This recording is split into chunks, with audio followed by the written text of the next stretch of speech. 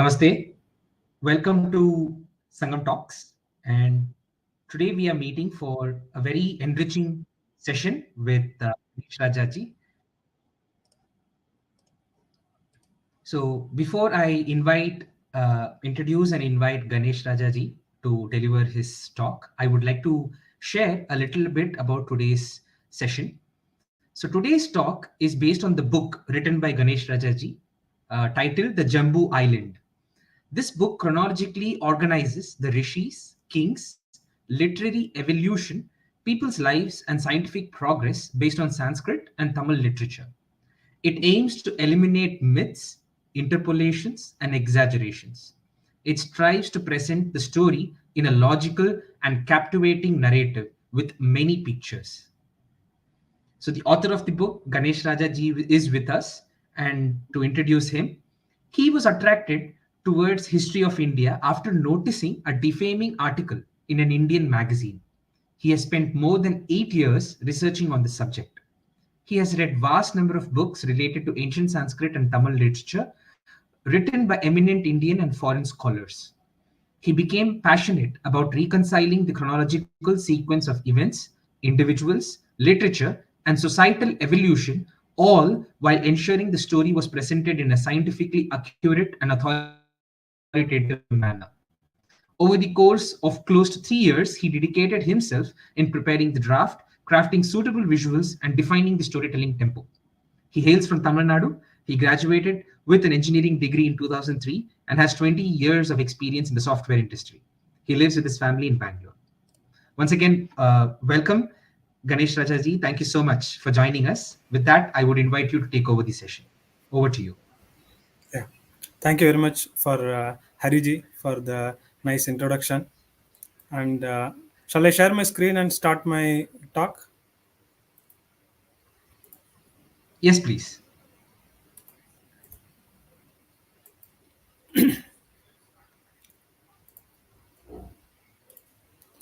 Is my screen visible? Yes, it is. Okay. So, welcome everyone for this session on a Sunday evening. I am Ganesh, and Hariji has given a intro about myself. So, I have authored this book, The Jambū Island, after many years of research recently. And this book talks about India's story from 6000 BCE to 3102 BCE based on authentic literary evidence. So we will go through the highlights of this book today. So some of the questions that will be answered by this book are: how did the Rigveda evolve? Which rishis were the composers? That will be the first question. The second is how the kings and the rishis expanded from Brahmavarta to the whole of India. So the third question is how did the Aryans and the other tribes confront and mingle with each other? The fourth one is about the other literature like the Vedangas, Ramayana, Puranas, Mahabharata. How did they originate and evolve over time? The last one would be how the science and technology evolved along with the religion.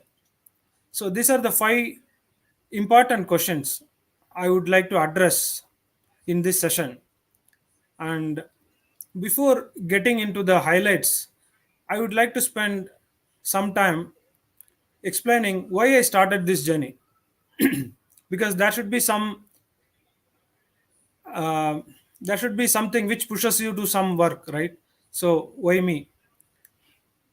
So if someone tells you that the history that we studied in our school was biased and it was not completely correct, what would be the response of an average person who is straight out of school? Probably it would be, thank God, whatever I studied at school I don't remember now.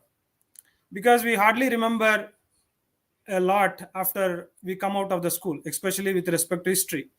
We might be remembering a couple of good kings like Ashoka and Akbar, and one bad king called Aurangzeb, and our famous freedom struggle under Gandhiji's leadership. I was also pretty much in this state 10 years ago, and I hope many of you would have felt this way in some point or the other when somebody makes this comment. And Apart from that, there were few incidents which made me to think about the history of India, and I will share a few incidents about it. Generally, when we talk about India, the general perception is based on our education system. India was a poor country for centuries, and then we got freedom, and we were developing, and during the IT boom, and further, we are developing at a faster pace. This is a general perception about India. But when you think deep, if you are poor, will the thieves break your house and try to steal from you? No, right? So we must have been rich country sometimes. That's why many invaders came and started looting us. Another incident is we get a lot of WhatsApp forwards about great Indian scientists and their discoveries and invention. But we hardly have any chronology of the Rishis and what they discovered and what they invented, what we knew and what we didn't knew. And during a conversation in my office, there was a discussion about Adi Shankara. Most of us are familiar with Adi Shankara and most of us worship him. But there was a confusion about his birth year. One school of thought says it's 788 CE, one school of thought says 509 BCE. There is a 1,000-year difference about a saint which we adore. Same thing with Buddha. And then the final catalyst came in the form of this magazine. So when these thoughts were going on my mind, one day I saw an issue of the Week magazine in a shop, and the title was very interesting: History of India through 25 people. So I immediately picked it up, thinking that it will give clarity to my doubts. But to my surprise, this book was literally making fun of Indian literature and kind of humiliating the literature, saying everything is mythology in India. This was the exact text I picked up from this edition of this magazine. Even the Gandhi's Dandi March would have been mystified if it had happened before the Buddha was born, and the story would have perhaps been India's third epic after the Ramayana and the Mahabharata. Further, it says the Buddha is the oldest personality of India about whose existence and life events there is universal agreement among historians. So these are all strong statements. It definitely creates an impact in your mind. Was my country that bad in documenting the history? Why they are claiming this so? What I did, I started reading more on history. It was way back in 2015. So I studied the standard books like Ancient India by D.N. Jha, R.S. Sharma, and Nilakanta Sastri. And what I figured out was our official Indian history starts from 300 BCE, which is Alexander's time. But we have an uninterrupted civilization for thousands of years before even Alexander came in. Why we are not bothered about it? I didn't stop. I started reading again. Because the literature of a country plays an important role in reconstructing the history. Even if you see how the British people have reconstructed our history, they have depended on our Puranas. These people from Max Muller to William Jones, etc., went to Sanskrit scholars. They learnt the Puranas, they inferred the chronology of the kings, and then they manipulated as they wished. So the literature plays an important role in reconstructing the history of a country. So I went through the commentary and analysis of Sanskrit literature, Rigveda, Ramayana, Mahabharata, Puranas, Vedangas, and the science in Sanskrit and history of Tamil literature over many years by eminent Indian scholars. And that gave me a clarity. So now I am jumping on to the second topic: why I got pushed into this mission and what are the guiding pillars before I take up writing this book. So the first question is it possible to reconcile the history of our country from Sanskrit and Tamil literature? The question is yes, after studying all that. And the history should not be just about the kings and the wars and the defeats. That's when the history becomes boring.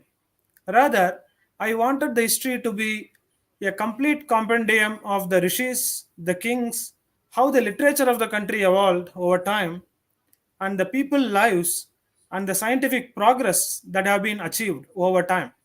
So this gives a complete picture of a country. And the main challenge in our literature is the amount of myths that are interweaved with the history. So we have to avoid the myths, we have to avoid the confusions and exaggerations when we infer the history from our literature. So in that way we should have a scientific mind and a rational thought process. And the last but not the least is how to make it interesting, because when we talk about history many people think it is a boring subject, but to make it interesting there are only two ways. One is to make it a story and add pictures. This makes a history book as a story book, then people don't sleep after reading 10 pages of your book. So I had to make this as short chapters, 2 to 3 pages, and as a story and add many pictures so that it makes it more interesting. So my book is a 240-page book. You might be surprised it has more than 260 pictures. That's roughly more than a picture per page. And when it is a storybook, we can't compromise on the authenticity. So every chapter comes with a reference section so that each point in the chapter has valid references so an exploring mind can go and explore further. And also there are tidbits added here and there because some of the points may not fit into the storyline, right? But it is very important for us to pass on this information in a consumable capsule. So you can see the do you know sections on many chapters, and it gives some extra information about that point in time. So the finally the book has been realized with Rishis, kings, literature, science, and people lives in a single book covering 6000 BCE to 3100 BCE. This gives a pretty much intro about the Oimi and guiding pillars. Now we can jump into the highlights of this book. And if you have any questions in between, please note it down. We will have time to discuss that further once I complete my talk. So we will get into the highlights of the book. As I told, these are the 5 topics I want to cover today. The first one is how did the Rigveda evolve? Which rishis were the composers? That is the first question I want to discuss.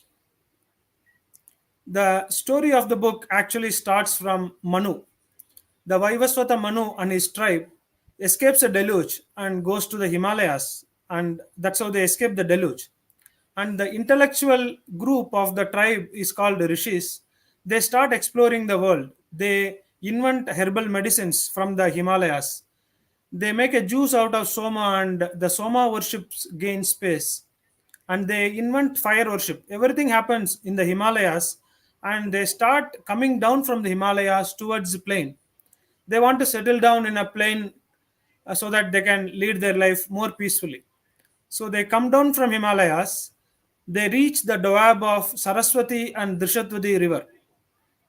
And these two rivers are not existing today. It disappeared thousands of years back.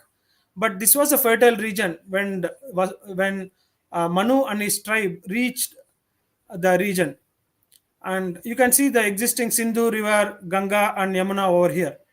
So they reached the Saraswati and Drishatwadi region, and this place was called as Brahmavarta, the initial place where the Manu's tribe settled. And interestingly, on the river banks of the Drishatwadi river, the rishis made their huts and they started living with their families. And if you see the orthodox view, what they claim is the Rigveda, or for that matter, all the Vedas are not written by human beings, not even by the rishis. The orthodox view is the rishis saw the mantras in front of their eyes. So that's why we say that they are the seers of the mantra. They are not the composers or the authors of the mantras. That is the difference between the Vedas and the further literature in our Indian view. So, but if you go deep, what we can infer is these rishis sat in meditation for long hours or days together, concentrating on their eyebrows and trying to figure out the secrets of this universe. That's when we started seeing these mantras in front of their eyes. That's why we call them as seers of the mantras. So we now know that the initial portions of the Rigveda started originating from the river banks of Drishadvati river. And then further, all these mantras that we have in Rigveda were compiled by Veda Vyasa into separate different mandalas. If you see that today we have Rigveda as 10 different mandalas, and a mandala is nothing but roughly we can map it to a chapter in our modern terms. And if you see, mandala 2 to 8 belongs to specific rishi families, because as they saw the mantras, these rishis started treasuring those mantras as their property for their family, and their descendants also added mantras to their family hymns, and that was happening over a long period of time for 3000 years, and these were recited and passed on from generation to generation with very very minimal changes in the pronunciation or any change in the mantras. And Veda Vyasa was the person who compiled this as Rigveda. And if you see, the second mandala is belonging to the rishi called Gritsamada and his descendants. Third one belongs to Vishwamitra and his descendants. Fourth one Vamadeva. Fifth one Atri, Bharadwaja, etc. The ninth mandala is special. It has the verses for Soma worship composed by different rishis. And the first and 10th mandala has suktas from various rishis across time frame. It includes Agastya, Vishwamitra's sons, and so many other persons. And in this book, each mandala, the respective rishi, he gets a chapter. The life of that rishi and his contributions and his location, etc., are described, followed by a tidbit on his mandala. For example, this gives an idea about Rishi Bharadwaja, what was the achievements he did, and where he lived, and with which king he was associated with, and a short note on the Rigveda Mandala 6, how many hymns are there, and what are the content from a very high level. This has been given for all the 10 mandalas in this book as the story progresses. And each rishi is fitted into the place where he comes in as per chronology. And when we said the book caters from 6000 BCE to 3100 BCE, you can have a question: how do we authenticate this? Our Balagangadhara Tilak, who was an expert in Vedas as well as astronomy, has dated the earliest portions of Rigveda at 6000 BCE based on the vernal equinox which happens at Punarvasu Nakshatra. And the lowest is dated based on multiple factors. One is the last rishi of the Rigveda is Devapi, who was the brother of Shantanu. Shantanu is a familiar face in Mahabharata, right? The father of Bhishma. So he was the last known rishi in Rigveda, and we all know that Veda Vyasa compiled the Rigveda before Mahabharata war. So that roughly gives the time frame of the completion of Rigveda, that is before Mahabharata war. Apart from that, our Balagangadhara Tilak and S.B. Dikshit from Maharashtra, who was also an expert in Vedic literature and astronomy, they have dated the Shatapada Brahmanam as 300 BCE based on an astronomical statement.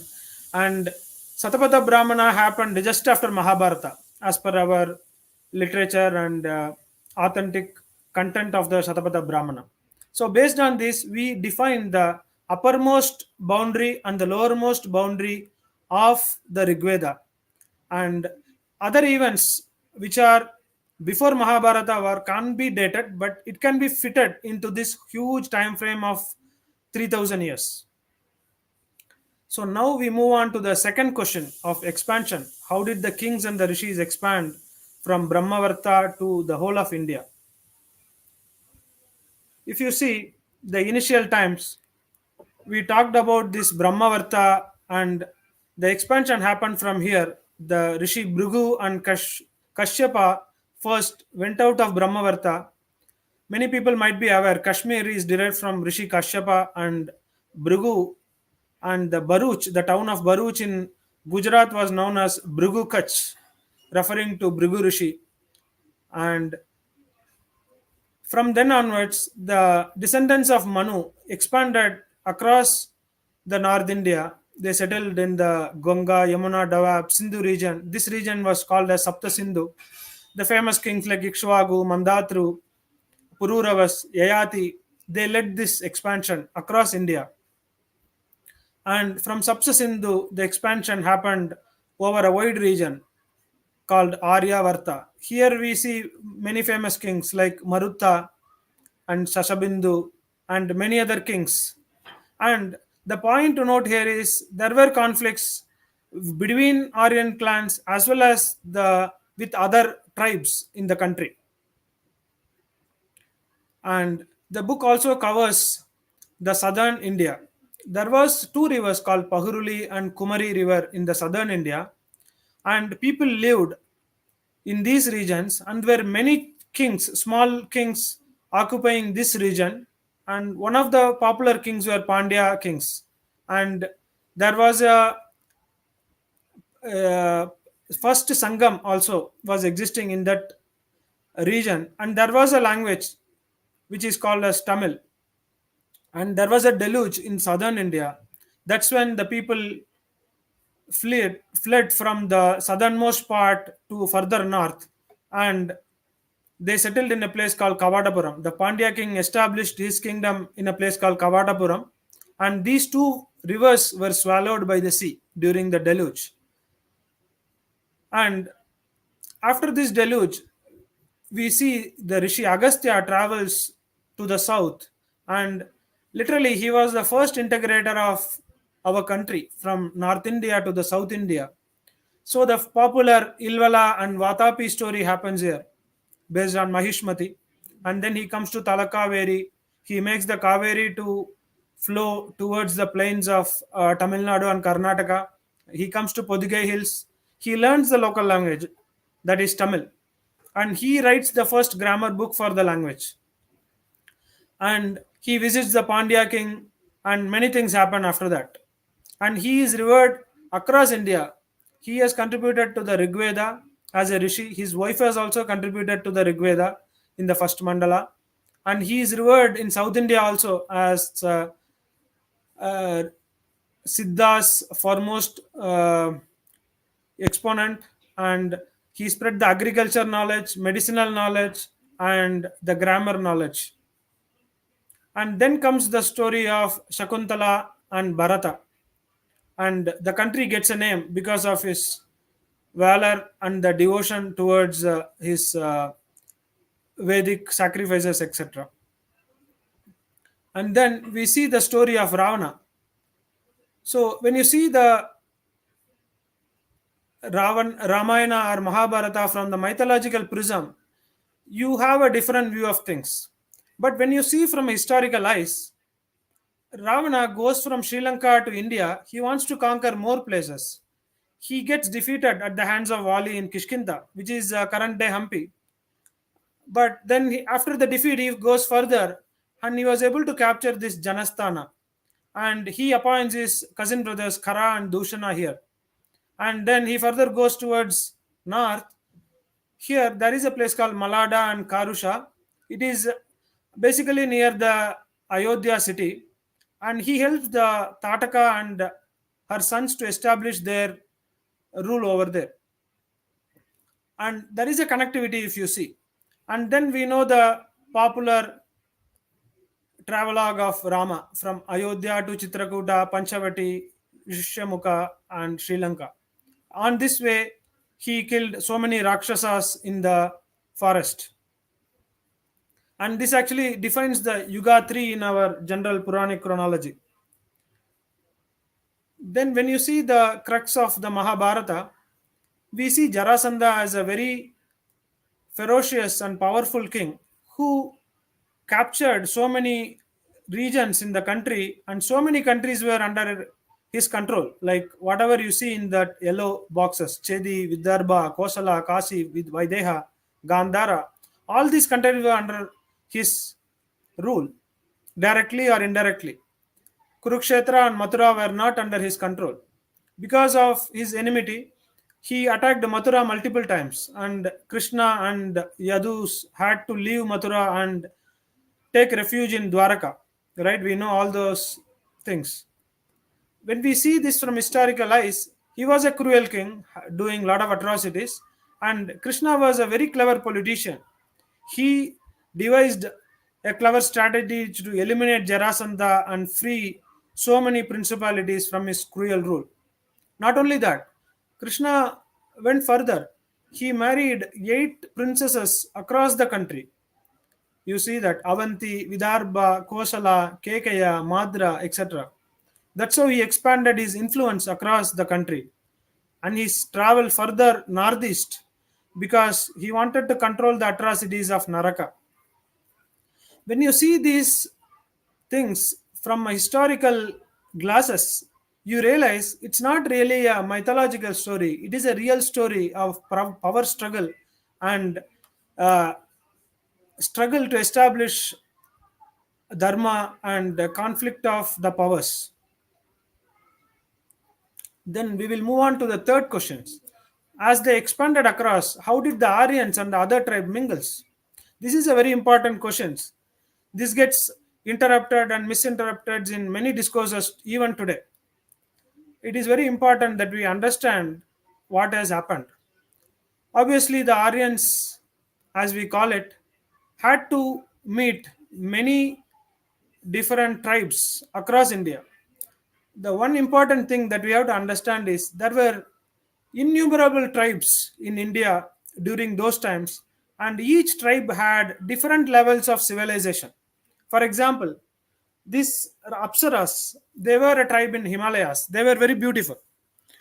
The Kinnaras, Kiratas, Kilindas, etc., were tribes in Himalayas. Even today, there are tribes with the same names in the regions of Himalayas. You can simply Google for these names and you will find information about this. Even our Indian census have these names today. And the Rakshasas, they were known to eat humans. And the Nāgās, they were supposed to be very notorious. They attack the enemies and disappear. So, and they were afraid of fire. And Danavas were mostly friendly with the Aryans. And Dasas and Dasyus are mostly regarded as enemies for Aryans. And Nagas were sometimes friendly, sometimes hostile. So if you see, the Aryan tribe has fought with these tribes at times. They have made friendly relations in terms of marital relationship with these tribes, and we have enough evidences in the Rigveda about the conflicts and the fusions across these tribes. And interestingly, these Dasas and Dasyus were very developed tribes. They had cows, they had gold, they were living in forts. We see a lot of references to these tribes in the Rigveda. So the conflict is explained in so many different verses in Rigveda. Rigveda, fourth mandala says Indra dispersed 50,000 black-skinned foes and destroyed their citadels. Vasishta mentions Rakshasas used black magic and they loved the night time. Rigveda, first mandala says the Sioux accumulated wealth in the form of cows, horses, chariots, and they were kept in 100 gated cities. 100 gated cities might be an exaggeration, but there should be some truth in it. And Indra seized them and gave them to the worshippers, the Aryans. So this explains the conflict between the Aryans and the Dasyus and other tribes. With respect to the Nāgās, we see that there were marriage alliances from the time immemorial. For example, the Purukutsa, the popular king of solar dynasty, long before Rama, called Mandatru, married a Naga princess. The Siradwaja Janaka, Sita's father, married a Naga princess. Arjuna, the Pandava, married a Naga princess. Whereas you can see that Popular kings like Arjuna, Kartavirya, Marutta, even the Pandavas fought with Nagas at different times. And marriage alliances were freely happening with other tribes. With respect, the Aryans married freely with other tribes.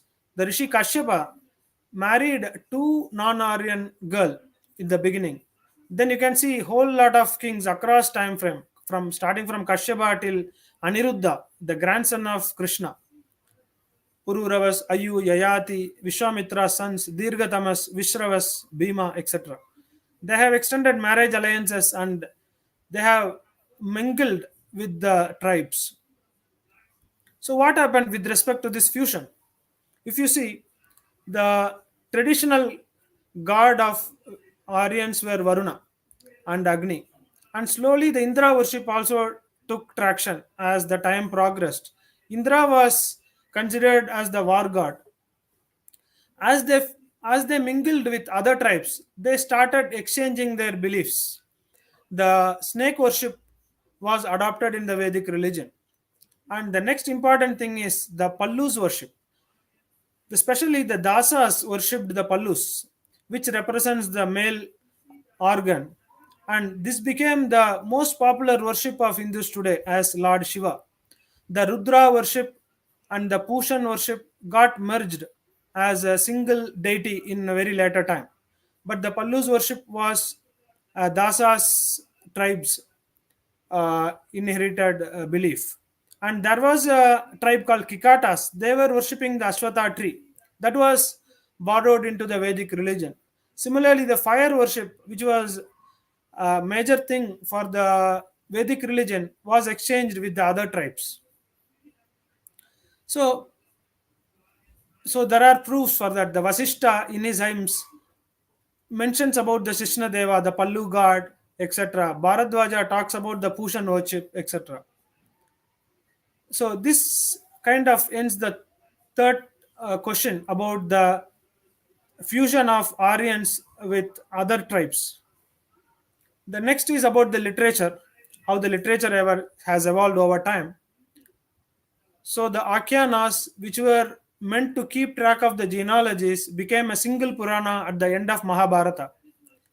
And the Ramayana, as written by Valmiki, went through a lot of additions and manipulations over thousands of years and became a big fat book which carries a lot of Buddhism, Vaishnavite elements, idol worship, etc., which were not part of the Ramayana's nucleus. Similar thing happened for Mahabharata. From a 8,000 verse Jaya, it became a 1 lakh verse Mahabharata over time. And the Vedas were classified by Veda Vyasa into three big Vedas. And the so there are more information in the book. I don't want to spend a lot of time here as I have to stick to the time allocated for me. The fifth one is about science, because we should not think that there was a perception long back that we were snake charmers, but there was a famous statement from Einstein that we owe a lot to Indians. That is indeed true. There were a lot of scientific innovations that happened over time. I will just touch base few of the items which are covered in this book. Rishi Atri mentioned the eclipse in his fifth mandala in the Rigveda. Intercalary month or the Adhikamasa, which is followed in Andhra and Karnataka in other places in India, is mentioned by Sunat Sheba, who comes in the Vishwamitra's time. And the Rishi Dirghatamas talks about a 360-day year in his hymn in Rigveda's first mandala.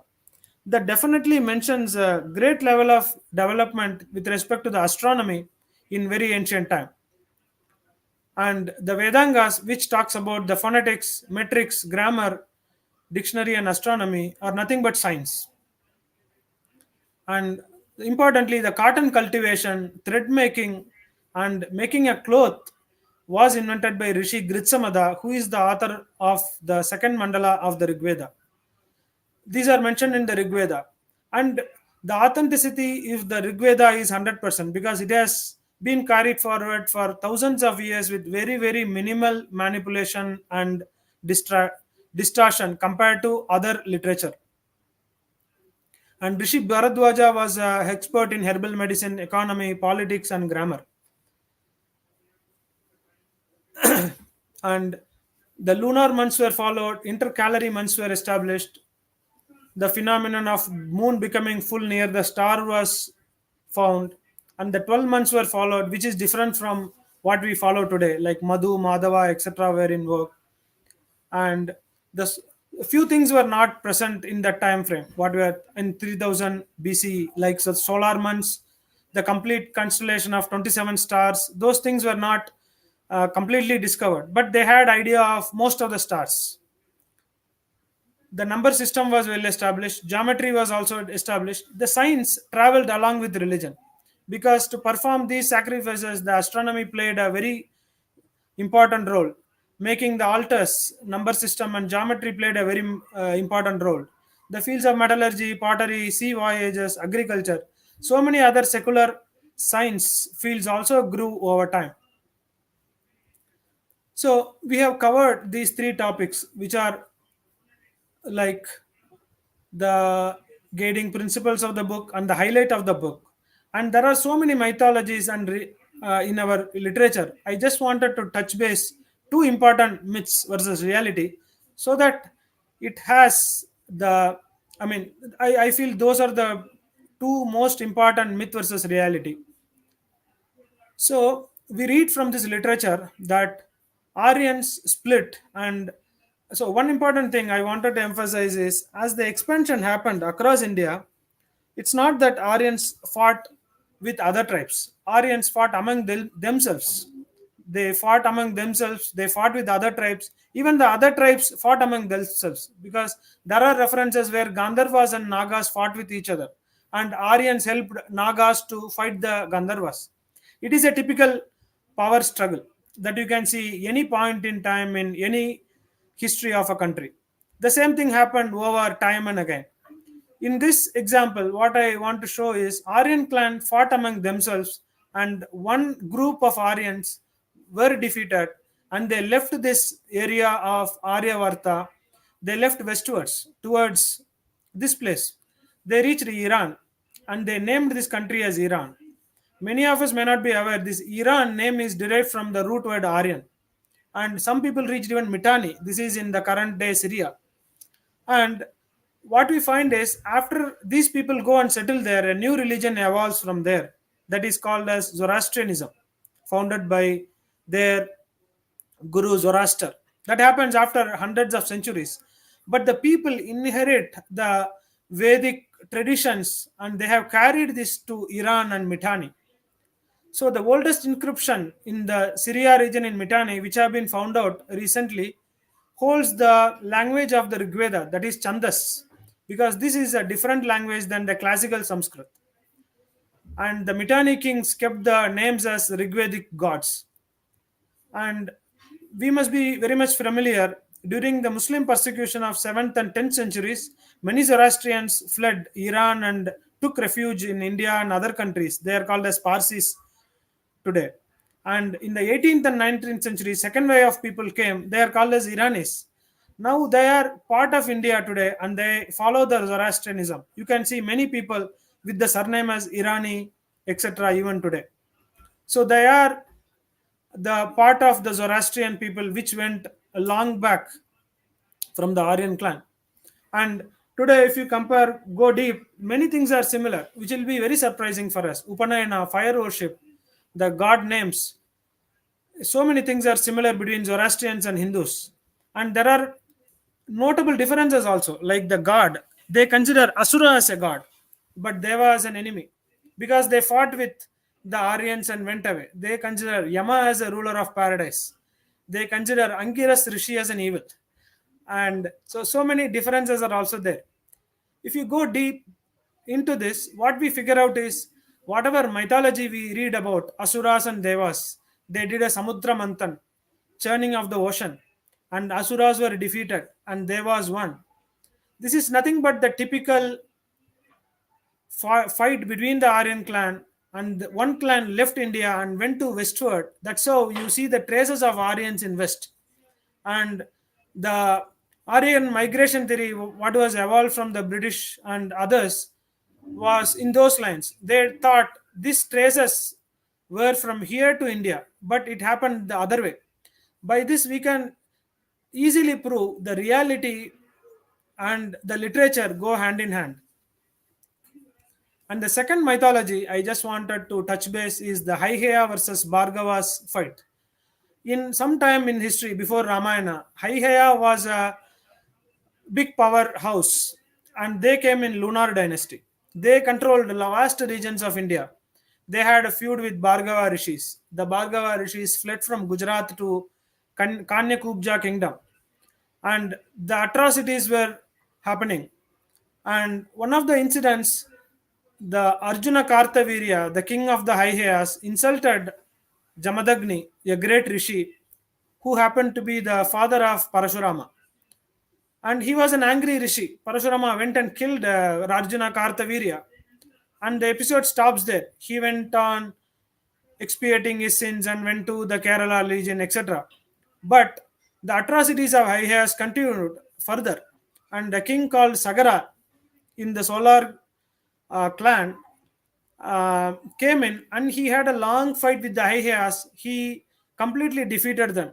This was history. And but the the mythology says Parashurama killed the Kshatriyas 21 times. He completely exterminated the Kshatriyas. This is an extrapolation, exaggeration, whatever you want to call it in the later Puranas. But when you see this through a deep historical glasses, the Yuga 2 was the defeat and destruction of the Haihayas, which were against the Dharmic rule in our country.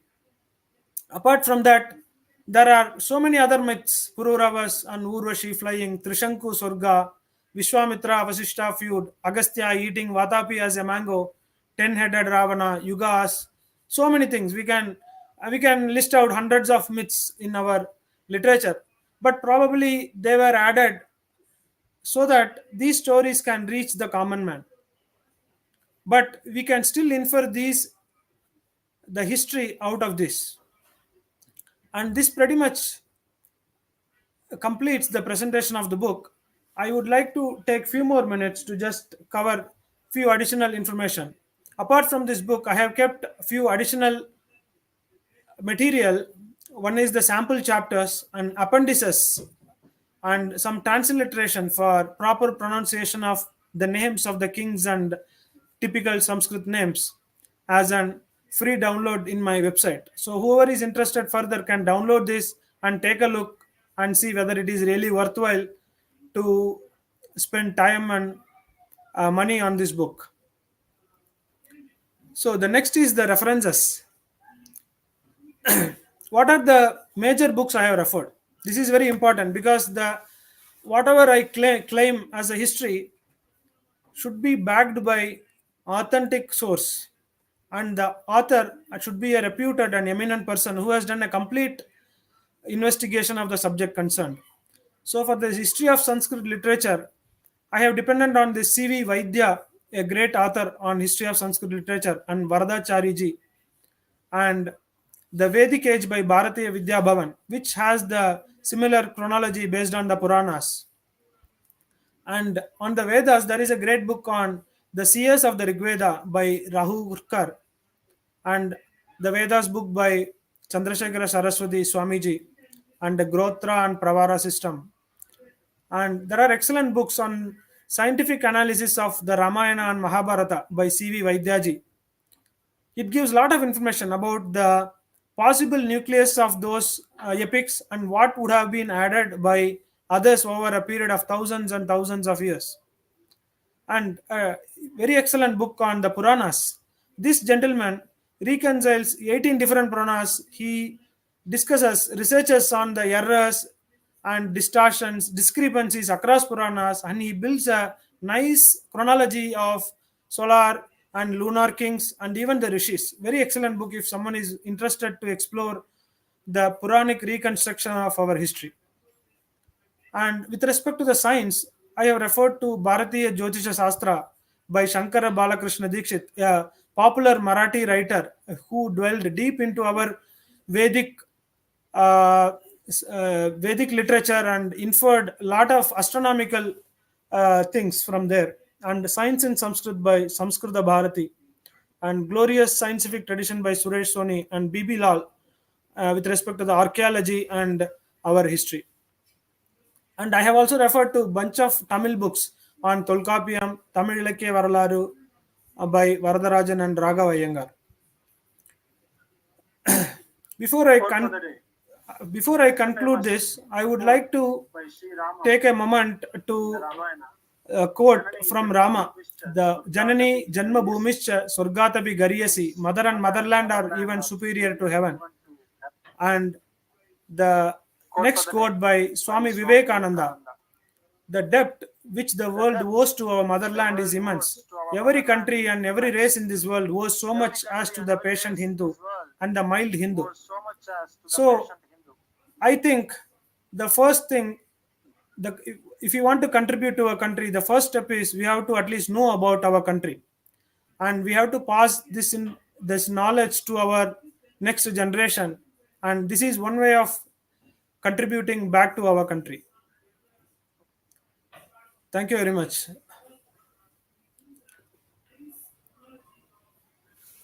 So probably we can open the forum for questions and answers.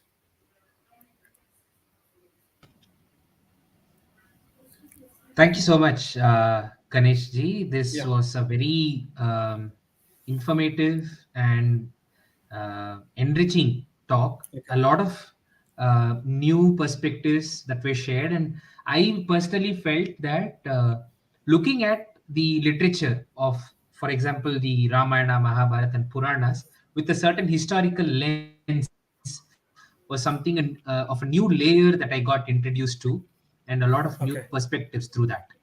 So thank you Okay. so much, and Thank you. some wonderful comments have been shared by the viewers as well through your talk. Okay. And I have Okay. shared the book that you have written, the Jambū Island, the link in the chat box for the viewers. Okay. Okay. So I would again request the viewers, if at all there are any more questions, you can please share it in the chat box, and I shall share it with Ganesh ji. Meanwhile, Ganesh, I wanted to discuss a little bit about how the um, expansion of kings and rishis happened. It was something very interesting for me, especially how you traced how Krishna's conquers were, and also Ravana's journey and Rama's journey in turn. Yes. So, could you share a little bit more about the relevant sources? Apart from the Purana, where we can get the sources, especially the journey of Ravana or maybe Krishna's conquests and so on. A little bit about that, please. So yeah, the Ramayana has enough information about the travelogue of Ravana, and even the history of his family tree and how he helped the Tadaka, etc., are explained in the Ramayana, and it is very nicely explored by C.V. Vaidyaji in his Ramayana research in that book actually. And the especially the Ramayana, what the experts say is the current Ramayana has lot of discrepancies with respect to the chronology of the kings, especially the Solar dynasty. There are a lot of discrepancies, but the Puranic chronology of the Solar dynasty is more accurate. And they also cite an example. Kalidasa, when he wrote his Raghuvamsa, he has referred to the Puranas chronology of Solar dynasty rather than the Ramayana's chronology, because Kalidasa comes much later to Ramayana, right? So he has referred to the Puranic chronology, and so what the experts claim is the Ramayana chronology is little bit. There are a lot of discrepancies, whereas the Purana chronology is very accurate. With respect to the Purana, the Vayu Purana and the Brahmanda Purana are the more authentic Puranas, which are the oldest as per the research and the value with respect to the chronology of the kings, basically. And other Puranas are little later when we see it from a historical point of view, and they mostly copy it from the Vayu or Brahmanda Purana, and there are some discrepancies in some of the Puranas, but nevertheless, these two Puranas are taken as the base foundation for the chronology, even by Parigita.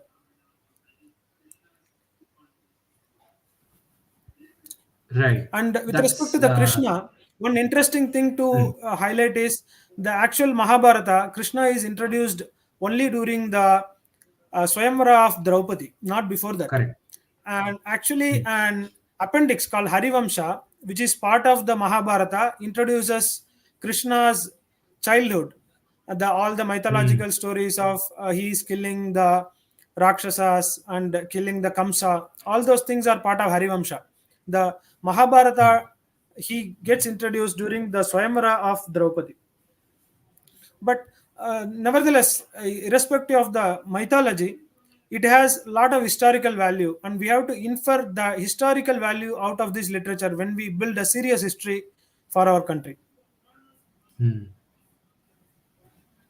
Very And for valuable. example, Yeah. this Mura, right? Krishna goes to Pragjodisha, that is the kingdom's name, which is current day Assam. He kills the commander of Naraka, who is called as Mura. Because of that, Krishna has got his name as Murari. Even today, people keep the name as Murari. Ah, So the Mura was the commander of Naraka. right. And this was the And northeastern conquest of Sri Krishna, if I'm not wrong. yes, northeastern conquest of Sri Krishna Hmm. during Mahabharata time. And there is an interesting tidbit. When he goes to the Assam, uh, Chedi king was Shishubala. He realizes that Krishna is Hmm. away from his country. He goes and burns Dwaraka. He out Oh, of revenge because Krishna married Rukmani. Chedi's king Shishubala wanted to marry Rukmani, but because of right. his he wanted to take a revenge. Chedi king goes and burns Dwaraka, and these were the reasons why Krishna had to kill Shishubala during the uh, Rajasuya Rajasuya Yajna Yajna. of Yudhishthira. Yes. So when you see deep, we see a historical value in all these incidents, and we can definitely correlate these things as a power struggle and a good versus bad, or whatever you call it. Hmm. This is very interesting. Very, very interesting, Ganesh ji. But also, Okay. one more interesting insight from this talk for me was how the Vedic culture subsumed the other practices from other tribes, such Yes. as the worship of Ashwatha tree and the Nāgās and so on. Um, Yes. how, I mean, what was the thought or the whole understanding behind such a fluid understanding and acceptance and inclusiveness in it? I'm just trying to understand a meta understanding of this whole phenomenon, basically. What are your perspectives on that? Yeah. Actually, when we think about this, right, we should have use. I mean, we should imagine the country of that time. I mean, we are Hmm. living in 2024 today, but we are talking about 6000 or 4000 BCE. Yeah. That time, this country should have been mostly forests, some plains, rivers, and completely greenery around, right? And every region must be having different tribes of people and different levels Hmm. of civilization and different beliefs. That is the practical aspect of any country. This is true with even some countries as recent as 500 years back. Europe was like this 500 years back, but our country was like this in 4000 BCE, for example. And obviously, there will be power struggle across tribes, and Hmm. the stronger one always wins. That is the rule of the land anywhere you go in this world. And when you win over a tribe, it's not that you kill everyone over there. You fight with the king, you probably kill the king, or he just surrenders to you, and then you make partnership with him. They freely married people across the tribe. That is a very important point to note down. When will you extend a marital relationship is when you have complete trust on the tribe. You can't take a chance with Hmm. your life, right? So if you go by that angle, definitely they wanted to establish connect with the tribes. Dasas, they fought like anything. In many places in Rigveda, there are references to fight between the Aryans and Dasas. But there are references to the Pallu god of Dasas in the same Rigveda. And Vasishta particularly talks about it. He calls it as Sisna Deva. He calls it as Sipivishta. If you go deep into the meaning of that, even we recite slokas where the Sipivishta comes in Rudra, but we may not be knowing the meaning of it. It literally means swelling or diminishing male organ. And Triambaka, which is Hmm. a Rudra and fertility god. So the rishis knew that unless you mingle with those people, you can't establish a harmonious society going forward. And for example, Bharadwaja lived in the northeast, somewhere near Bengal region, based on my analysis. And there the worship was slightly different. They call it as a Pushan worship. That also roughly maps to the Pallu's worship. And if you Google today, across the world, this Pallu's worship was there in many different cultures. And there is no surprise that our country also had this worship in different across the tribes. And this Shiva's worship is most sacred, and even today we worship Shiva. But the deep meaning and the deep development, if you go into that, it is borrowed from a different tribe and it has been completely absorbed. That is what we can Mhm. infer. Same with the Nagas. Even today we worship Nagas, we offer milk to the Naga god. All that happens today. But there is a deep uh, a history behind everything. And even there are books about Nagas, especially even I mean as recent as few years back, the different customs of Nagas, etc. Very interesting to explore, and it all kind of has some common thread between the ancient Nagas and even today.